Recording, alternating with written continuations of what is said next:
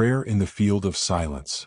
When the brain's interpretation of real and imagined experiences, there is a quiet truth, hidden in the folds of awareness, that the mind does not always care whether a moment is born from the world outside or conjured in the theater of imagination.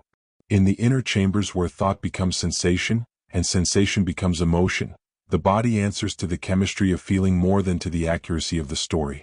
It will raise the same storms for a memory as for an unfolding moment, will send the same river of hormones for an imagined threat as for one that stands in the room. The heart may race, the breath may shorten, the muscles may tighten, all because the mind has whispered a picture so vivid that the body believes it has stepped inside it. This is both the reason we suffer and the reason we can heal. If the body listens more to feeling than to fact, then the gates of change are not locked from the outside. They are shaped by what is rehearsed within. A single argument can echo for years, not because the words are still being spoken, but because the memory has been replayed so often that its emotional imprint has become part of the body's silent language. In this way, the body becomes the subconscious mind, carrying the chemical signatures of moments that may no longer be true but still live in the bloodstream and in the rhythm of the heart. And yet, the same principle that traps us can free us. For just as the body will accept the echo of pain, it will accept the rehearsal of joy. Just as it will contract under the imagined shadow, it will also expand under the imagined sun. The brain can be taught, through deliberate rehearsal, to wire itself for a reality not yet seen. If a vision of the future is held often enough, and infused with the genuine emotions that would arise if it were already here, the body begins to shift. New pathways form in the mind's circuitry. New hormonal patterns emerge. The chemistry of the old self weakens, while the chemistry of the desired self strengthens. What was imagined becomes familiar, and what was familiar begins to fade. This is the art of creation from the inside out.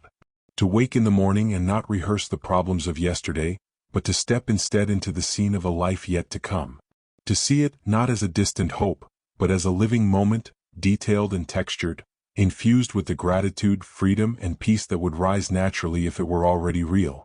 To feel those emotions until they imprint themselves into the cells, until the heart and mind are in agreement that this is not only possible but inevitable. The field responds to coherence, and coherence is born when thought and feeling are no longer at war.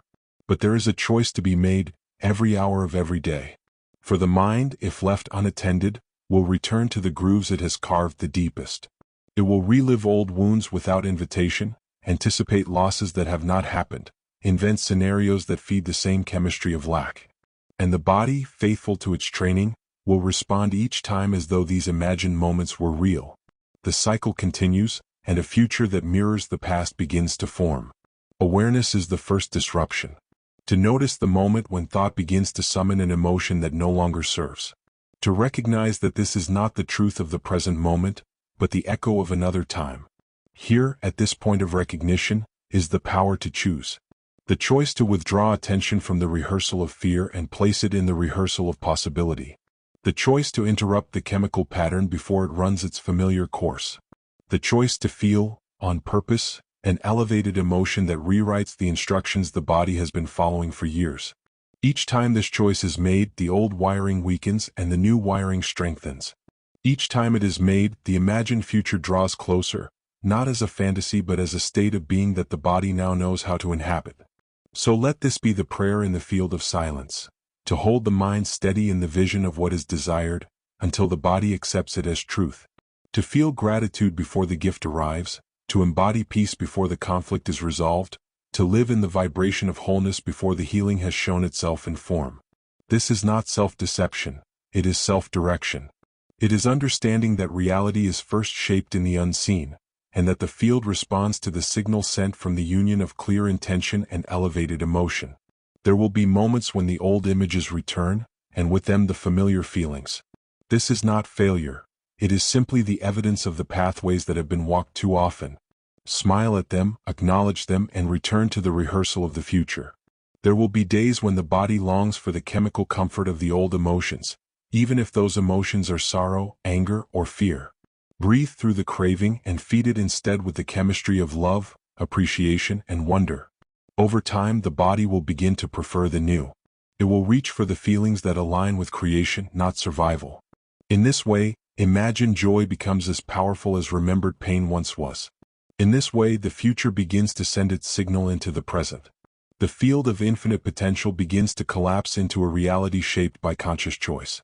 The body, no longer bound to the past, begins to trust the mind again, for the mind is now leading it towards a horizon that feels alive with possibility. And with each intentional rehearsal, the veil between imagined and real grows thin, until the two touch, and the line between what is being created and what already exists becomes difficult to find. So step into the scene of your becoming each day, not as an observer but as a participant. Feel the air of that world, hear the sounds, sense the way your shoulders rest when the weight you once carried is gone. Let your heart swell with the relief and gratitude that such a life exists, not someday but now, in the only place creation ever happens, within. Then carry that feeling into each word, each gesture, each moment, until your present actions are the natural expression of the inner world you have rehearsed so well. For the brain does not always know whether what it experiences is real or imagined, and this is the greatest gift of being human. To use that gift not to repeat the past but to write the future. To choose each day the feelings that lead the body into alignment with the life you wish to live. To send a signal into the field so clear and so coherent that reality itself begins to rearrange. And when that reality arrives, you will recognize it instantly, not because it is new, but because you have already lived it 1,000 times in the quiet sanctuary of your mind. So breathe deeply, feel fully, rehearse with care, choose with presence, and become the version of yourself you are meant to be.